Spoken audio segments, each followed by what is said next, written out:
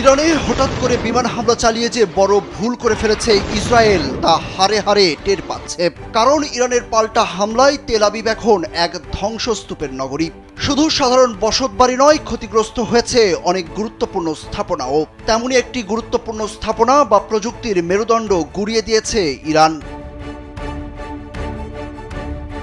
ইসরায়েলের অন্যতম বৈজ্ঞানিক ও সামরিক গবেষণা প্রতিষ্ঠান ওয়াইজম্যান ইনস্টিটিউট অব সায়েন্স কার্যত ধ্বংসস্তূপে পরিণত হয়েছে। তেল আবিবের দক্ষিণাঞ্চলীয় শহর রেহভতে অবস্থিত এই ইনস্টিটিউটটির পতন ইসরায়েলের জন্য এক অপূরণীয় ক্ষতি। কারণ এটিকে ইসরায়েলের আধুনিক সামরিক প্রযুক্তির মূল ভিত্তি বা প্রযুক্তির মেরুদণ্ড হিসেবে দেখা হতো। ইরানের সরকারি টেলিভিশন চ্যানেল পেস টিভির এক প্রতিবেদনে এর বিস্তারিত তুলে ধরা হয়েছে। এতে বলা হয়েছে, সামরিক শিল্প কমপ্লেক্সের সঙ্গে নিবিড়ভাবে যুক্ত ইসরায়েলি শাসন ব্যবস্থার বৈজ্ঞানিক ও সামরিক গবেষণার মূল ভিত্তি হিসাবে গড়ে ওঠা এই প্রতিষ্ঠানটি এখন কার্যত অচল ও বিধ্বস্ত।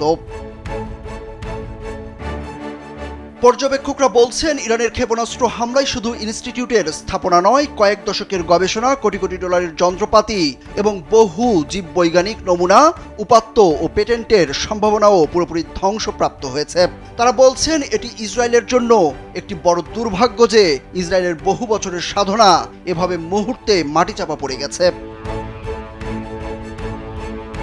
ওয়াইজম্যান ইনস্টিটিউট ইসরায়েলের সামরিক শিল্পের সঙ্গে সরাসরি যুক্ত এমন একটি সংস্থা যেখান থেকে ড্রোন, কৃত্রিম বুদ্ধিমত্তা, সাইবার যুদ্ধ, কোয়ান্টাম কম্পিউটিং, বিকল্প জিপিএস প্রযুক্তি এবং এমনকি পারমাণবিক গবেষণার মতো উচ্চ প্রযুক্তি সংক্রান্ত কার্যক্রম পরিচালিত হতো।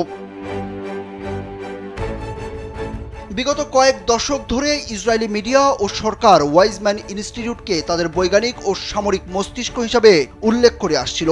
কিন্তু ইরানের হামলার পর তারা এটিকে আবার সাধারণ গবেষণা প্রতিষ্ঠান হিসাবে উপস্থাপন করছে, যেন এটিকে উদ্দেশ্য প্রণোদিত হামলার লক্ষ্য হিসাবে দেখানো না যায়।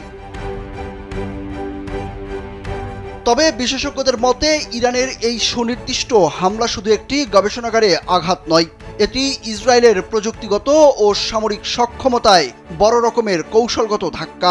এটি স্পষ্ট করে যে ইসরায়েলের সবচেয়ে সংরক্ষিত প্রতিষ্ঠানও ইরানের নজরদারির বাইরে নয়। সুরুজ আহমেদ, কালবেলা।